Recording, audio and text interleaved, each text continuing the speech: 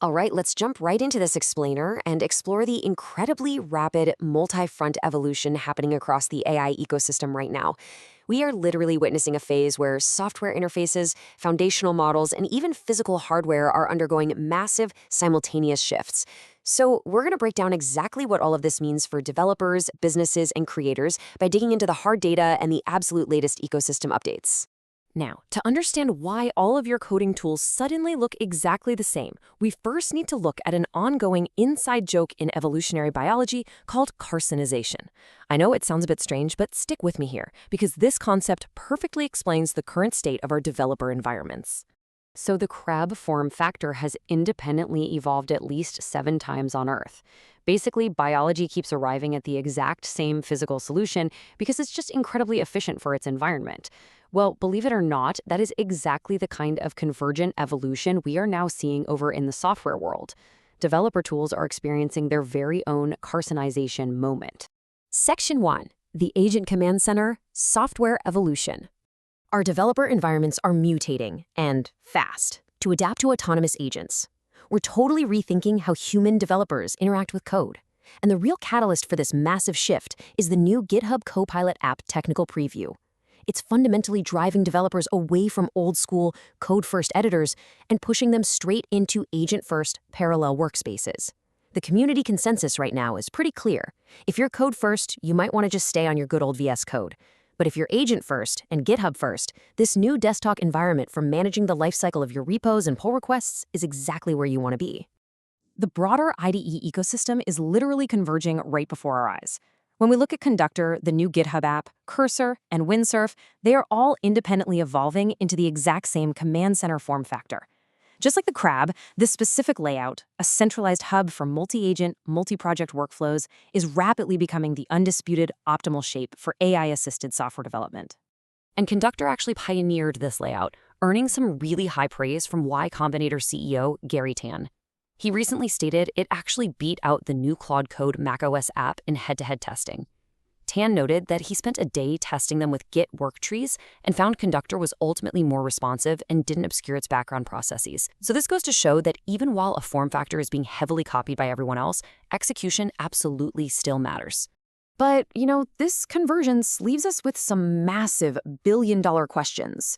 If you pioneered a form factor, like Conductor did here, or even like that brief Kanban board trend we saw last year, how do you actually monetize your innovation when the entire environment immediately evolves to mimic you? And maybe more importantly, once everyone has mastered this new agent command center, what is the next evolutionary step? Section 2, the Claude Code Backlash, Environmental Pressures. So this new ecosystem is a pretty harsh environment, and building on shifting third-party platforms comes with massive survival risks. We've just seen a textbook example of this volatility when Anthropic restricted and reshaped Claude code usage.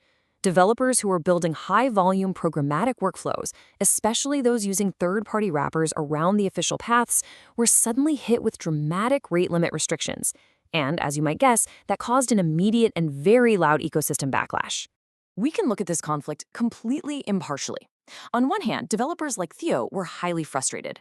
They argued their tools were unfairly destabilized despite using officially supported integration paths, and many actually canceled their subscriptions in protest, which caused some noticeable recurring revenue churn. But on the other hand, strategists like Syntax argue that heavily subsidized flat-fee tokens are simply unsustainable for platform providers.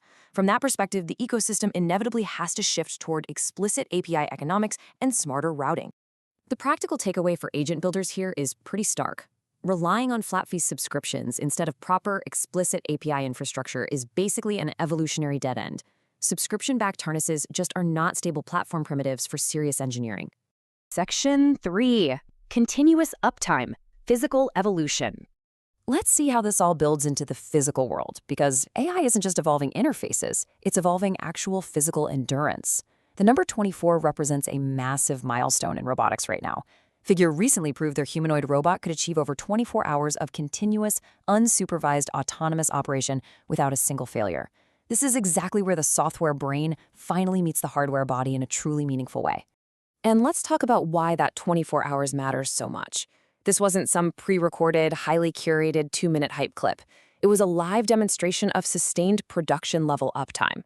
The robot achieved near-human parity throughput on sorting small packages, running entirely on board via their Helix O2 system with automatic resets for out-of-distribution edge cases.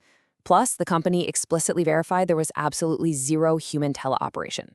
So for anyone building physical businesses, this proves that true, tireless physical AI is no longer just a concept. It's actually here. Section 4. Local AI levels up. Surviving the garage. Returning back to software, hardware enthusiasts are adapting to those expensive API environments by evolving massive local performance jumps right in their own garages.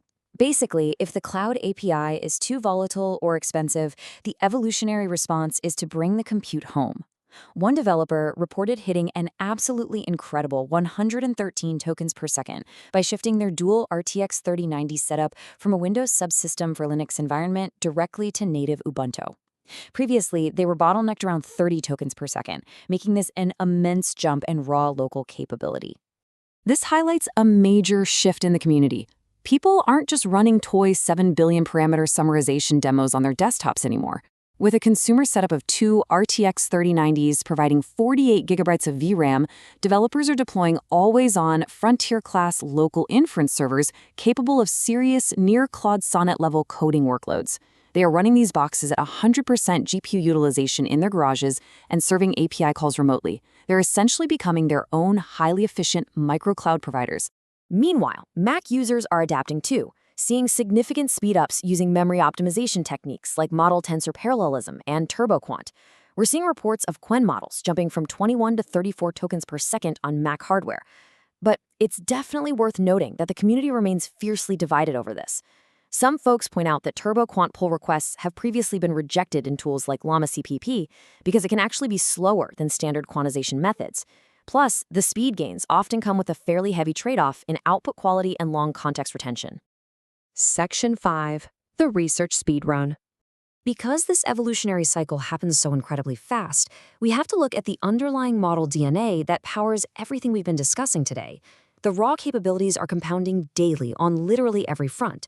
Zyphra is proving speed isn't a bottleneck, hitting massive 4.6 to 7.7 times decoding speedups for diffusion models. On the reasoning side, Goodfire revealed Llama actually uses a geometric shape-rotating mechanism to do math. And when it comes to autonomous improvement, Datadog is proving scaling laws hold true for time series forecasting, while Prime Intellect just deployed an autonomous optimizer that flat-out beat human baselines. The foundation itself is mutating in real time. So as we watch our software interfaces completely converge into identical agent command centers, navigate shifting platform economics, deploy garage-based mini-clouds, and witness tireless physical robots hit 24-hour autonomous uptime, we really have to ask a hard question. With models autonomously optimizing themselves and agents totally taking over the coding command center, what exactly is the human's role in this new ecosystem? Are we the conductors, or are we just watching the orchestra play itself? Definitely something to think about until our next deep dive.